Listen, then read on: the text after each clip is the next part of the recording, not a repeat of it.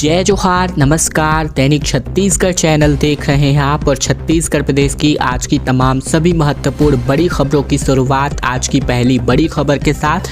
रायगढ़ में मध्य भारत का सबसे बड़ा सामाजिक भवन निर्मित होने वाला है, जिसको लेकर लोकसभा स्पीकर ओम बिरला ने लोकार्पण किया। तो वहीं मुख्यमंत्री विष्णुदेव साय का 5 किलोमीटर रोड शो आयोजित किया गया रायगढ़ में बीते दिन। रायगढ़ में मध्य भारत का सबसे बड़ा सामाजिक भवन का लोकार्पण लोकसभा स्पीकर ओम बिरला ने किया और इस कार्यक्रम में उनके साथ मुख्यमंत्री विष्णुदेव साय, मंत्री ओपी चौधरी मौजूद रहे और यह किसी भी लोकसभा अध्यक्ष का पहला रायगढ़ दौरा था। इसके पहले सीएम बनने के बाद पहली बार रायगढ़ पहुंचे विष्णुदेव साय ने 5 किलोमीटर लंबा रोड शो निकाला। साय का जगह जगह स्वागत किया गया और इस दौरान ओपी चौधरी ने कहा कि मैं छोटा इंजन हूं, सीएम बड़े इंजन हैं। इसके अलावा कार्यक्रम में समाज की ओर से अस्पताल निर्माण के लिए जमीन की मांग की गई। इस पर मुख्यमंत्री साय ने कहा कि हमारी सरकार की तरफ से पूरा सहयोग किया जाएगा। देश के सबसे बड़े सामाजिक धाम बनाने के लिए सभी ट्रस्टी का धन्यवाद। लोकसभा सांसद के रूप में मैंने क्षेत्र के विकास का प्रयास किया है और अब मुखिया के रूप में वादा करता हूं कि जो भी गारंटी दी गई है उसे पूरा किया जाएगा। बस्तर में ठंड की वजह से स्कूलों के समय में बदलाव कर दिया गया है। जिला शिक्षा अधिकारी ने आदेश जारी कर दिया है और अब नए समय से स्कूल खुलने वाले हैं। छत्तीसगढ़ के बस्तर में कड़ाके की ठंड और शीतलहर की स्थितियों की वजह से बस्तर जिले की स्कूलों के समय में बदलाव किया गया है। वहीं 15 जनवरी 2024 तक 1 और 2 पालियों में चलने वाले स्कूलों के समय में बदलाव हुआ है। इसे लेकर जिला शिक्षा अधिकारी ने आदेश जारी किया है। वहीं बात करें तो जारी आदेश के मुताबिक पहली पाली में चलने वाले स्कूल सोमवार से शनिवार तक सुबह 9 से दोपहर 12:30 तक, तो वहीं 12:45 से 4:15 तक दूसरी शिफ्ट में लगने वाले स्कूलों की टाइमिंग होगी। इसी प्रकार केवल एक पाली में चलने वाले स्कूल सुबह 10:30 से लेकर दोपहर 3:30 बजे तक संचालित किए जाएंगे। छत्तीसगढ़ में एसआई कैंडिडेट्स को लेकर के खतरे में भविष्य की घंटी नजर आती है, क्योंकि रायपुर में अभ्यर्थियों का कैंडल मार्च निकाला गया। कहा इंटरव्यू रिजल्ट जारी नहीं हुआ, इंतजार के लिए हमारे पीड़ा और कठिन कष्टदायी है। दरअसल रायपुर में बीते दिन एसआई भर्ती कैंडिडेट्स ने अंबेडकर चौक से सुभाष स्टेडियम तक कैंडल मार्च निकाला। एसआई परीक्षा में चयनित अभ्यर्थी इंटरव्यू रिजल्ट जारी करवाने के लिए संघर्ष कर रहे हैं, जिससे वे पुलिस विभाग में अपनी सेवा दे सके। 1300 अभ्यर्थियों का रिजल्ट अटका हुआ है और इस प्रदर्शन के दौरान कैंडिडेट्स अपने हाथों में कैंडल और बैनर पोस्टर पकड़े हुए थे। प्रदर्शन में काफी बड़ी संख्या में महिला अभ्यर्थी भी शामिल हुई थी। वहीं प्रदर्शन के दौरान भूतपूर्व सैनिक भीखम साहू और कारण समाज बघेल ने भी कहा कि हम प्रदेश के अलग अलग इलाकों से आए हैं, हम चाहते हैं कि सरकार जल्द से जल्द परिणाम घोषित करे। ये इंतजार हमारे लिए पीड़ा बन चुकी है, हम अपने जन्मभूमि की सेवा करना चाहते हैं। इन कैंडिडेट्स ने एसआई भर्ती रिजल्ट जारी करने की मांग को लेकर बीते रविवार से बिलासपुर से रायपुर तक पैदल तिरंगा यात्रा पर निकले थे। यात्रा में 120 किलोमीटर पैदल चलकर रायपुर पहुंचे हैं। प्रतिभागियों ने बताया कि प्रदेश भर के 1300 उम्मीदवार चयनित हो चुके हैं, लेकिन हाई कोर्ट के आदेश के बाद भी रिजल्ट जारी नहीं किया गया है। पाइपलाइन जोड़े बिना ही सप्लाई शुरू कर दी गई और इसकी वजह से पूरी की पूरी सड़क ही धंस गई। बिलासपुर का ये मामला जहां अमृत मिशन की टेस्टिंग में काफ़ी लापरवाही बरतने का मामला है। हजारों लीटर पानी सड़क पर बह गया और बाल बाल एक युवक की जान जाने से रह गई। दरअसल बिलासपुर में अमृत मिशन योजना के टेस्टिंग के दौरान एक बड़ा हादसा हो गया। पाइपलाइन जोड़े बिना ही पानी की सप्लाई के लिए टेस्टिंग शुरू कर दी गई, जिसके कारण सड़क धंस गई। सड़क धंसने से हाईवा और स्कूटी में भिड़ंत हो गई और इस हादसे में स्कूटी सवार युवक बाल बाल बच गया। पानी सप्लाई शुरू करने से हजारों लीटर अरपा पानी में बह गया, तो वहीं सड़क पर करीब 1 घंटे तक जाम की स्थिति बनी रही। नगर निगम की टीम ने हाईवा को बाहर निकाला, तब जाकर की स्थितियां सामान्य हुई। बुधवार की शाम को नगर निगम ने शहर में पाइपलाइन से पानी सप्लाई के लिए टेस्टिंग शुरू की। जब मेन पाइपलाइन में पानी सप्लाई शुरू किया गया तब प्रताप चौक स्थित पुराना पुल के पास पाइपलाइन को जोड़ा नहीं गया था। साथ ही खुले पाइपलाइन में कोई वॉल्व भी नहीं लगाया गया था, जिसके कारण पानी के प्रेशर की वजह से सड़क उखड़ गई और पानी बहने लगा, सड़क और आगे धंस गई। बताया जा रहा है कि नगर निगम ने अरपा पार सरकंडा से मेन पाइपलाइन को अरपा नदी से बने पुराने पुल से होकर निकाला है और पुल के उस पार प्रताप टॉकीज के पास जो है पाइपलाइन को जोड़ना था, जहां से 2 रास्ते पर पानी की सप्लाई होनी थी। लेकिन यहां पाइपलाइन और वॉल्व लगाए बिना ही सड़क पर जो है इसको बना दिया गया था, जिसकी वजह से ये हादसा हुआ। ठंड से राहत मिली है, 3 डिग्री तक तापमान में कमी की गई है। दरअसल छत्तीसगढ़ में अगले आने वाले 5 दिनों तक न्यूनतम तापमान में कोई भी बदलाव नहीं होगा। प्रदेश के मौसम में उतार चढ़ाव लगातार देखने को मिल रहा है। हवा की दिशा बदलने के कारण न्यूनतम और अधिकतम तापमान में बढ़ोतरी बनी हुई है। बीते 2 दिनों की बात करें तो रात का पारा 2 से 3 डिग्री तक चढ़ा हुआ है, जिसकी वजह से ठंड में थोड़ी कमी हुई है। वहीं दिन के तापमान में 1 से 2 डिग्री तक के लिए इजाफा हुआ है। आने वाले 5 दिनों तक न्यूनतम तापमान में विशेष बदलाव की संभावना नहीं है। अंबिकापुर में मंगलवार को बात करें तो प्रदेश का सबसे ठंडा दिन रहा। यहां सबसे कम न्यूनतम तापमान 8.5 डिग्री सेल्सियस रिकॉर्ड किया गया। सबसे अधिकतम तापमान जगदलपुर में 30.5 डिग्री सेल्सियस रिकॉर्ड हुआ। वहीं बुधवार को प्रदेश में मौसम ड्राई रहा। वहीं रायपुर में अधिकतम तापमान की बात करें तो 30 डिग्री और न्यूनतम तापमान 15 डिग्री के आसपास रहने की संभावना है।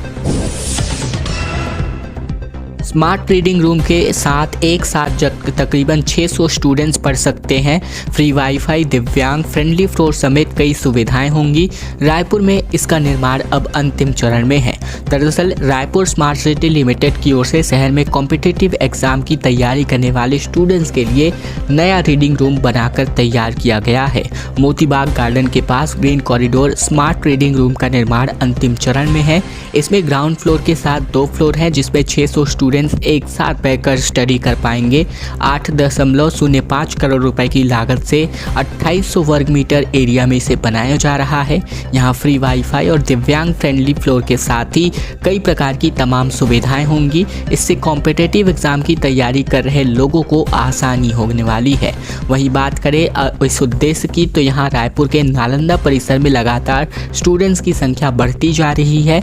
आने वाले स्टूडेंट्स के लिए जगह भी कम पड़ रही है। स्टूडेंट्स की डिमांड थी कि शहर के बीच में भी एक ऐसी व्यवस्था होनी चाहिए। इस बात को ध्यान में रखकर मोतीबाग के पास रीडिंग रूम बनाया जा रहा है। वहीं अगर बात करें स्मार्ट रीडिंग रूम की तो दिव्यांग फ्रेंडली इसको बनाया गया है। दिव्यांग विद्यार्थी के लिए ग्राउंड फ्लोर में स्टडी स्पेस होगा। वहीं कैंपस में फ्री वाईफाई की सुविधा भी होगी, जिससे स्टूडेंट्स स्टडी कंटेंट आसानी से प्राप्त कर पाएंगे। टीएस सिंहदेव ने सरगुजा में हार की जिम्मेदारियां स्वयं ली। कहा, हराने के लिए चक्रव्यूह रचा जा रहा था, जानते हुए भी मैं अभिमन्यु नहीं बन सका। दरअसल पूर्व उप मुख्यमंत्री टीएस सिंहदेव ने सरगुजा में कांग्रेस की हार की जिम्मेदारी खुद ली है। उन्होंने कहा कि जो जितने बड़े पद पर है उसकी जिम्मेदारी उतनी ही ज्यादा है। पिछला सब भूलकर लोकसभा चुनाव में कांग्रेस की जीत के लिए काम करना है। 8 विधानसभा क्षेत्र में हमें तकरीबन 1,73,400 वोटों से पीछे रहे। इस अंतर को पाट कर जीत हासिल करने के लिए प्रयास करना होगा। राजीव भवन में चुनाव में आयोजित हार की समीक्षा बैठक में पूर्व उप मुख्यमंत्री टीएस सिंहदेव ने कहा कि विधानसभा चुनाव के परिणाम अप्रत्याशित हैं। सरगुजा और बस्तर की 26 सीटों में से हम सिर्फ 4 सीट ही जीत पाए, जबकि मैदानी क्षेत्रों आदिवासियों के लिए आरक्षित 9 में से 7 सीटें कांग्रेस पार्टी ने जीती है। यह कहना ठीक नहीं होगा कि आदिवासियों का समर्थन कांग्रेस को नहीं मिला। वहीं अगर बात करें टीएस सिंहदेव की तो इन्होंने कहा कि बस्तर की परिस्थितियां दूसरी थी। वहां अल्पसंख्यक समुदाय कांग्रेस से नाराज था। जातीय संघर्ष को लेकर उपजे हालात में उन्हें सरकार से अपेक्षित सहयोग नहीं मिला।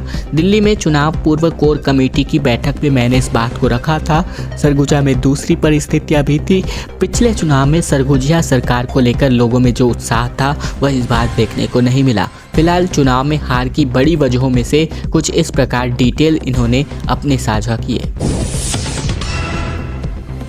सरकारों का टूरिज्म डेवलपमेंट प्लान इन दिनों दिखाई देने को मिलता है इनके घोषणा पत्र में। जहां कांग्रेस का रामवन गमन पर्यटन परिपथ तो वहीं भाजपा की अब शक्तिपीठ परियोजना देखने को मिल रही है।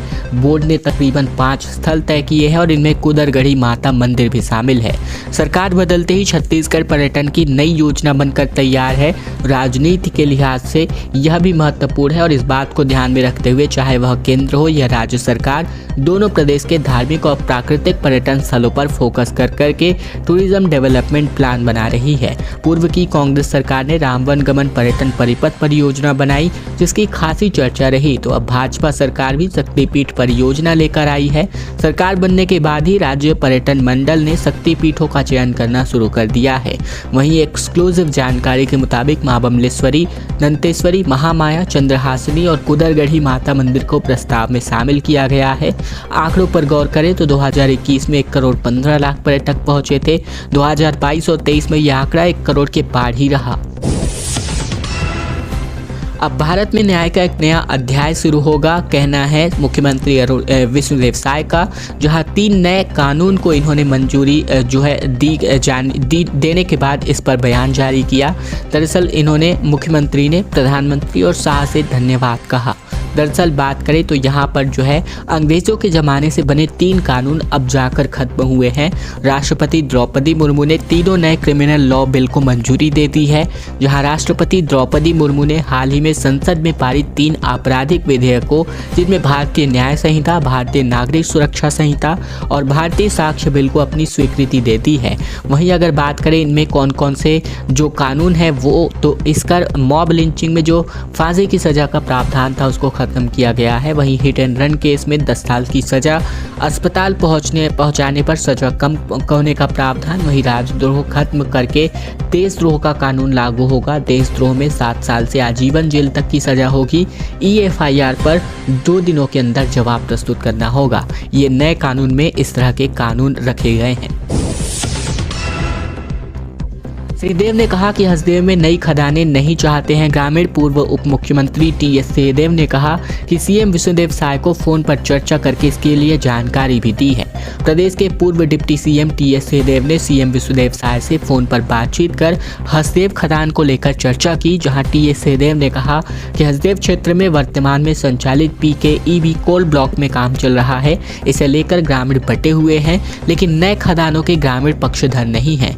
ऐसे में आदिवासी समाज के हित के लिए नई खदानों की अनुमति पर रोक लगानी चाहिए। हसदेव क्षेत्र में राजस्थान बिजली उत्पादन कंपनी लिमिटेड को आवंटित किए गए PKEB कोल ब्लॉक में वर्तमान में कोयला उत्खनन चल रहा है। यहाँ फोर्सेस लगातार हजारों की संख्या में पेड़ काटती जा रही है। ग्रामीणों के बीच हरिहरपुर पहुंचे TS सिंहदेव ने कहा कि उस वक्त खदान की मंजूरी UPA सरकार के कार्यकाल में दी गई थी। इस खदान का काम होगा, लेकिन हसदेव क्षेत्र में अन्य खदानों के लिए ग्रामीण सहमति नहीं देते हैं तो खदानें नहीं खुलेंगी। मोहम्मद अकबर ने कहा कि उप मुख्यमंत्री पद की शपथ लेना असंवैधानिक। पूर्व मंत्री ने कहा कि संविधान में डिप्टी CM का कहीं भी जिक्र नहीं, सबूत में ही इन्होंने अपनी प्रतियां दिखाई। दरअसल छत्तीसगढ़ में हाल ही में हुए उप मुख्यमंत्री के रूप में कवर्धा विधायक विजय शर्मा और लोरमी विधायक अरुण साव ने शपथ ली है और इसे लेकर पूर्व मंत्री मोहम्मद अकबर ने सवाल खड़े किए हैं। इन्होंने इसे असंवैधानिक करार दिया है। इनके द्वारा किए गए हर काम औचित्यहीन है। मोहम्मद अकबर ने कहा कि संवैधानिक प्रावधान ये है कि मुख्यमंत्री की नियुक्ति राज्यपाल करेगा, अन्य मंत्रियों की नियुक्ति मुख्यमंत्री की सलाह पर राज्यपाल करेगा। लेकिन किसी भी राज्य के मंत्री परिषद में मुख्यमंत्री सहित मंत्रियों की कुल संख्या उस राज्य की विधानसभा सदस्यों की कुल संख्या के 15% से अधिक नहीं होगी। वहीं मोहम्मद अकबर ने कहा कि संविधान में उप मुख्यमंत्री का पद नहीं है, इसीलिए उप मुख्यमंत्री के पद और गोपनीयता की शपथ का कोई औचित्य नहीं है। ऐसी शपथ विधि की दृष्टि में शून्य है। फिलहाल ये सभी बातें इन्होंने मोहम्मद अकबर ने सवाल खड़े करते हुए उप मुख्यमंत्री के पद के शपथ ग्रहण कार्यक्रम को लेकर सवाल खड़े किए। मुख्यमंत्री विष्णुदेव साय गृह जिले को आज 111 करोड़ की सौगात देने वाले हैं, जहां विकास कार्यों का लोकार्पण और भूमि पूजन करेंगे। दरअसल मुख्यमंत्री विष्णुदेव साय जसपुर जिले में तकरीबन 111 करोड़ रुपए के कुल 182 विकास कार्यों का लोकार्पण और भूमि पूजन करेंगे, जिनमें लोकार्पण के 53 कार्य और 32 करोड़ के भूमि पूजन, साथ ही 129 करोड़ के तकरीबन 78 करोड़ के जो कार्य हैं वो भी शामिल है। इसमें जसपुर विधानसभा में 56 करोड़ के कुल 45 कार्य, कुनकुरी विधानसभा के 40 करोड़ के कार्य शामिल हैं। वहीं अगर बात करें जसपुर विधानसभा के अंतर्गत तो पंचायत एवं ग्रामीण विकास विभाग, ग्रामीण यांत्रिकी विभाग, कृषि विभाग, नगर पालिका परिषद जसपुर के, साथ ही अगर ग्राम पंचायत जसपुर की बात करें तो पंचायत एवं ग्रामीण विकास विभाग के कार्य, ग्रामीण यांत्रिकी सेवा संभाग के कार्य भी शामिल हैं। जहां कांग्रेस हारी वहां अब जिलाध्यक्ष बदले जा सकते हैं। रायपुर, बिलासपुर और दुर्ग सहित कुल 12 से ज़्यादा जिलों में बदलाव की संभावना इन दिनों दिखाई दे रही है। दरअसल छत्तीसगढ़ कांग्रेस में प्रभारी बदलने के बाद संगठन स्तर पर पदाधिकारियों को भी बदलने की तैयारी शुरू हो चुकी है। रायपुर, दुर्ग, कवर्धा, बलौदाबाजार, महासमुंद, बलरामपुर, कोरिया, सरगुजा, रामानुजगंज, बैकुंठपुर, साथ ही कोरबा, बिलासपुर सहित कई जिले ऐसे हैं जहां जिलाध्यक्षों पर गाज गिर सकती है। इन जिलों को कांग्रेस को हार का सामना करना पड़ा है। पार्टी नेताओं की माने तो कांग्रेस में मचे घमासान का नतीजा था कि प्रदेश प्रभारी को हटाया गया है। कुमारी सैलजा की जगह सचिन पायलट को जिम्मेदारी सौंपी गई है। आने वाले दिनों में प्रदेश स्तरीय समेत जिला स्तर के पदाधिकारियों को बदला जा सकता है। कांग्रेस सूत्रों के अनुसार जहां हार मिली है वहां जिला कांग्रेस अध्यक्षों को भी हटाया जा सकता है। डिप्टी सीएम बोले कि सिर तन से जुदा हो जाएगा। सपा नेता के बयान पर शर्मा ने कहा कि दूसरे धर्म पर बोलकर दिखाए मौर्य। दरअसल छत्तीसगढ़ के डिप्टी सीएम विजय शर्मा ने सपा नेता स्वामी प्रसाद मौर्य के बयान पर निशाना साधा है। शर्मा ने कहा है कि मौर्य किसी और धर्म के बारे में बोलकर दिखाए, सिर तन से जुदा हो जाएगा। डिप्टी सीएम ने मंगलवार को दुर्ग स्थित गुरुद्वारे में मत्था टेकने के बाद मीडिया से बातचीत कर रहे थे, जहां डिप्टी सीएम शर्मा ने कहा कि स्वामी प्रसाद मौर्य की सोच के बारे में क्या कहें, आप खुद सोचें आपका हृदय क्या कहता है। दरअसल एक दिन पहले दिल्ली से स्वामी प्रसाद मौर्य ने कहा था कि हिंदू एक धोखा है, ये कोई धर्म नहीं बल्कि जीवन जीने की कला है। भारत जोड़ो यात्रा के बाद अब भारत न्याय यात्रा पर राहुल गांधी यात्रा निकालेंगे, जिसमें छत्तीसगढ़ के तमाम बड़े नेता शिरकत करने वाले हैं। 14 जनवरी को मणिपुर से इसकी शुरुआत होने वाली है। भारत जोड़ो यात्रा के बाद अब राहुल गांधी भारत न्याय यात्रा पर निकलने वाले हैं। यह यात्रा 14 जनवरी को मणिपुर से शुरू होकर 20 मार्च को मुंबई में समाप्त होगी। भारत जोड़ो यात्रा जहां दक्षिण भारत से उत्तर भारत की ओर हुई थी, तो वहीं भारत न्याय यात्रा पूर्वी भारत से पश्चिम भारत तक होने वाली है। कांग्रेस महासचिव केसी वेणुगोपाल ने प्रेस कॉन्फ्रेंस करके इस बात की जानकारी दी है। वहीं अगर बात करें छत्तीसगढ़ के तमाम बड़े नेताओं की, तो इस आयोजन में शिरकत जो है करने वाले हैं।